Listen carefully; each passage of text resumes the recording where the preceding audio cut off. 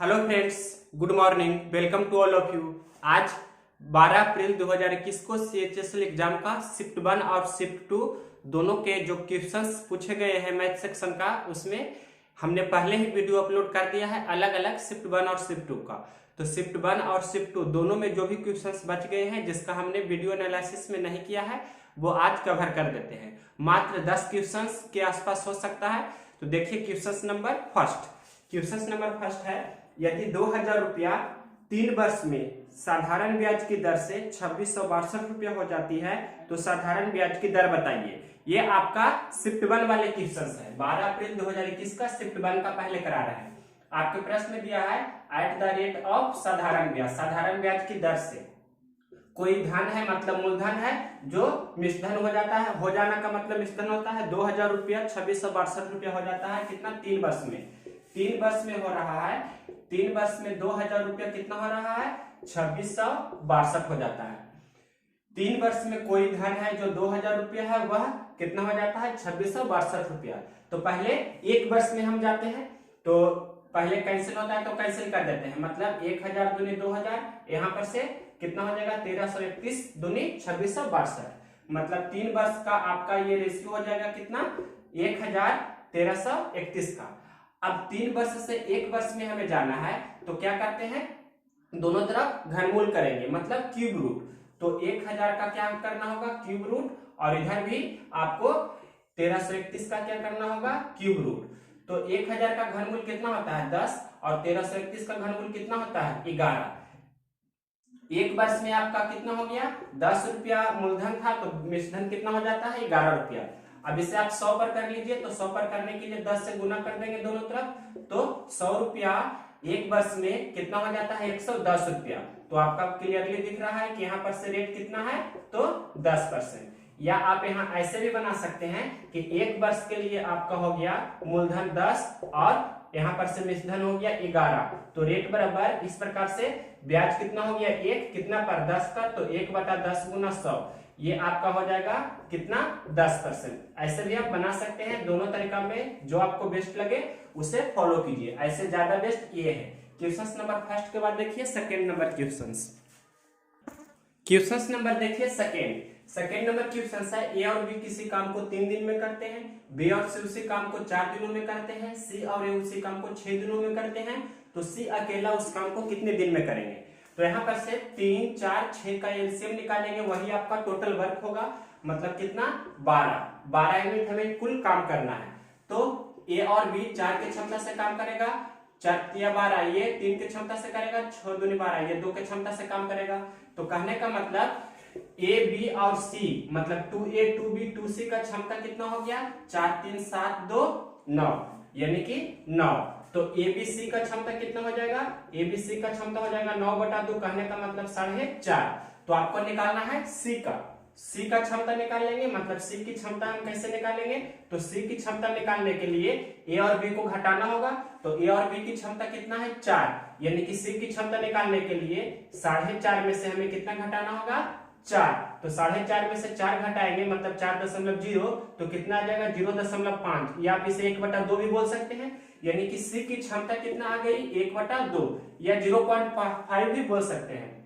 तो C अकेला कितना दिन में काम को पूरा करेगा? 12 यूनिट काम करना है आधा की क्षमता से, तो कितना समय लगेगा? 12 यूनिट काम करना है आधा की क्षमता से, तो ये 2 ऊपर चला जाएगा, कहने का मतलब 12 दूनी कितना हो जाएगा? 12 गुना 2, यानी कि 24 दिन आपके प्रश्न का आंसर हो जाएगा। या आप ऐसे भी शॉर्टकट वे में कर सकते हैं, सी का निकालना है तो यहाँ पर सी का क्षमता पहले निकाल लेंगे, यानी कि 4.5 में से आप कितना घटा दिए? 4 को, तो कितना हो गया? आधा, कहने का मतलब 0.5, यानी कि 12 यूनिट काम करना है 0.5 के क्षमता से। तो यहाँ पर ऐसे कर सकते हैं, दशमलव घटाएंगे तो ऊपर एक 0 हो जाएगा और यहाँ पर 5 ही रहेगा, और ये आप कैंसिल कर सकते हैं 24/5 से, तो 24 दिन इस प्रकार से भी आप बना सकते हैं। दोनों में जो तरीका आपको अच्छा लगे उसे फॉलो कीजिए। क्वेश्चन नंबर थर्ड क्या कह रहा है कि कितने समय में 3000 रुपया की राशि 12% की दर से उसका साधारण ब्याज 1080 रुपया हो जाएगा। मतलब आपको ये समय निकालना है। तो समय बराबर आप फॉर्मूला भी जानते होंगे। समय बराबर क्या होता है? समय बराबर होता है ब्याज गुना 100 बटा मूलधन गुना दर, ये होता है। तो प्रश्न में सभी चीज आपको दिया गया है। ब्याज आपको दिया गया है 1080 रुपया ब्याज हो जाता है, तो ब्याज लिख देंगे 1080 रुपया गुना 100। आपको मूलधन कितना दिया गया है? 3000 रुपया 12% की दर से, तो 3000 गुना 12। इसे हल कर देंगे, आपका टाइम निकल जाएगा। तो 1 2 3 0 हमने सबसे पहले कैंसिल कर दिया। 12 तिया 36, ये 36 हो गया नीचे में, और 36 तिया टोटल से होता है, तो 3 आपका आंसर चला गया, यानी कि 3 वर्ष आपके प्रश्न का आंसर हो जाएगा। क्वेश्चन नंबर 3 के बाद देखिए 4th नंबर क्वेश्चन नंबर 4 बहुत ही इजी क्वेश्चन है। ये आपको इस प्रकार से लिखा गया है कि 550 रुपया को 5:6 में विभाजित कीजिए। मतलब 550 रुपया है, इसको आपको 2 भागों में बांटना है 5:6 में। तो 5 और 6 टोटल कितना है? 11।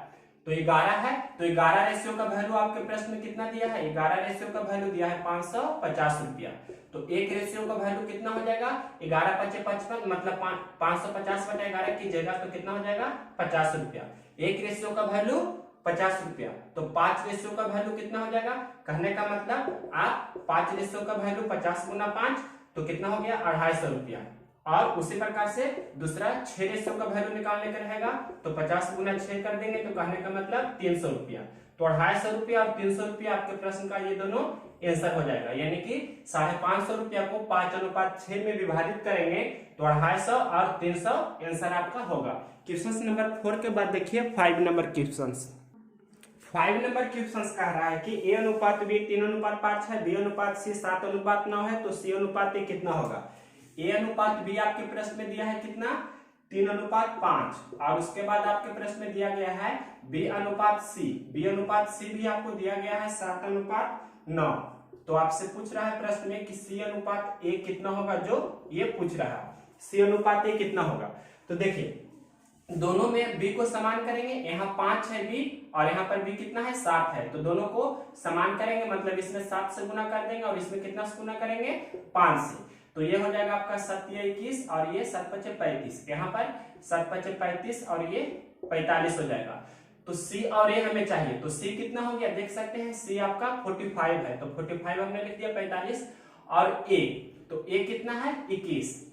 तो आप यहां से निकाल सकते हैं 15 × 45 और यहां से 7 × 21, यानी कि 15:7 आपके प्रश्न का आंसर हो जाएगा।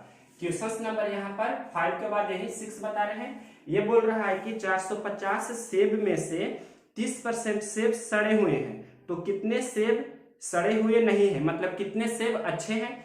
तो 30% सेब सड़े हैं, टोटल 100% सेब होता है, तो 100% में से 30% सड़ा हुआ सेब है, तो 70% सेब है जो सड़ा हुआ नहीं है, मतलब अच्छा है। तो 450 का 70% निकाल देंगे, वही आपके प्रश्न का आंसर हो जाएगा। तो 450 का 70% मतलब 70/100, तो ये हल कर देंगे। तो 7 × 5 = 35 के 5 बाकी 3, 7 × 28 = 3, 31, यानी कि 315 सेब है जो आपका सड़ा हुआ नहीं है। ये आपके प्रश्न का आंसर हो गया। क्वेश्चन नंबर ये था आपका 6। इसके बाद देखिए 7 नंबर क्वेश्चन नंबर देखिए 7। r cos θ -√3 का whole square plus r sin θ -1 का होल स्क्वायर बराबर 0 है, तो r और θ का मान क्या होगा? तो देखिए यहाँ से कैसे बनाते हैं, इतना बराबर 0 करेंगे और इतना बराबर 0 करेंगे, तो ये r cos θ बराबर आपका हो जाएगा कितना? r cos θ बराबर हो जाएगा √3। r cos θ -√3 बराबर 0 ये है, तो कितना हो जाएगा? r cos θ बराबर √3। उसी प्रकार से यहाँ पर से r sin θ -1 बराबर 0 करेंगे, तो r sin θ बराबर कितना हो गया? 1। अब इसे इक्वेशन 1 मान लीजिए, इसे इक्वेशन 2 मान लीजिए, और इक्वेशन 2 को मतलब इक्वेशन 1 से भाग दे दीजिए। तो यहाँ पर आपका हो जाएगा, पहले सेकेंड इक्वेशन लिखा गया है r sin θ बराबर 1, और सेकेंड इक्वेशन मतलब फर्स्ट इक्वेशन से डिवाइड कर देंगे, r cos θ बराबर √3। तो r से r कैंसिल हो जाएगा, साइन बटे cos को बोलते हैं tan, यानी कि tan θ बराबर कितना हो गया? 1/√3। 1/√3, तो 1/√3 ये जो हुआ, तो tan में किसका मान 1/√3 होता है? तो 30 डिग्री का, मतलब थीटा का मान 30 डिग्री आपका आंसर हो गया। और दूसरा जो r पूछ रहा है, r कैसे निकालेंगे?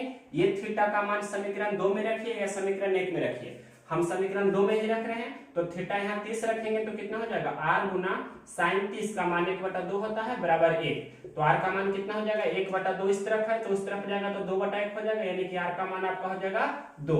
तो r का मान 2 और थीटा का मान 30 डिग्री। यहाँ से भी आप r निकाल सकते हैं। यहाँ से अगर जो निकालना चाहे तो r गुना cos 30 का मान होता है √3/2 और यहाँ बराबर में इस तरफ √3 है तो √3 से √3 कैंसिल हो जाएगा, 2 तिरछे तिरछे गुना करेंगे तो r का मान 2 चला आया। आप थीटा का मान इक्वेशन 2 या 1 किसी में भी रखेंगे तो r का मान निकाल सकते हैं। 7 के बाद देखिए 8 नंबर क्वेश्चंस।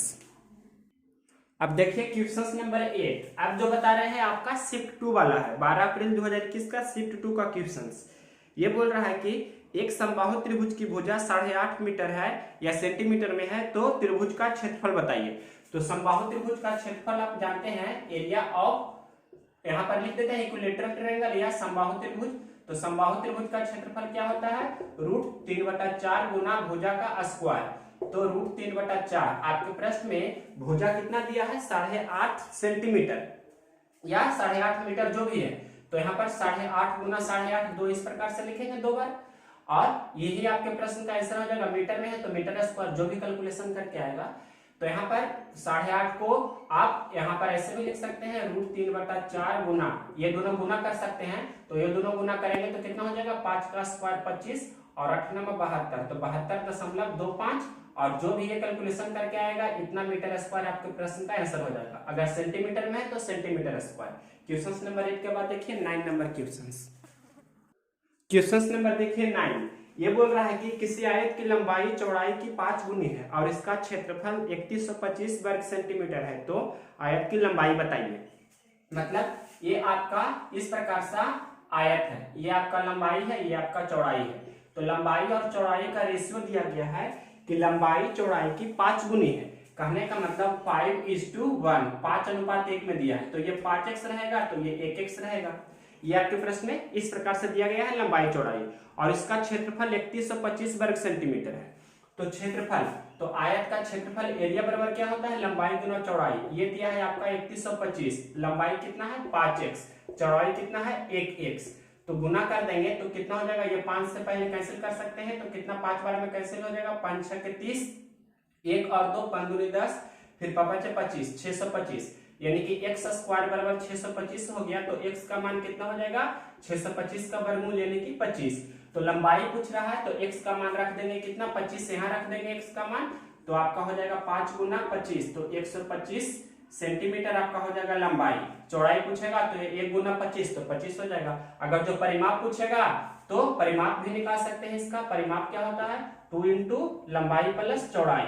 तो 2 इंटू लंबाई आपके प्रश्न में कितना है 5x और 1x, तो 6x यहाँ पर लिख सकते हैं। तो 6 दूनी 12x, तो 12 गुना 25 तो 25 दूनी 50, फिर इस प्रकार से 5 रहेगा और 25 से कम 25 और 5 30, यानी कि 300 मीटर में होगा। सेंटीमीटर है तो सेंटीमीटर में होगा। ये आपके प्रश्न का आंसर हो जाएगा। परिमाप पूछेगा तब। क्वेश्चन नंबर 9 के बाद देखिए क्वेश्चन नंबर 10।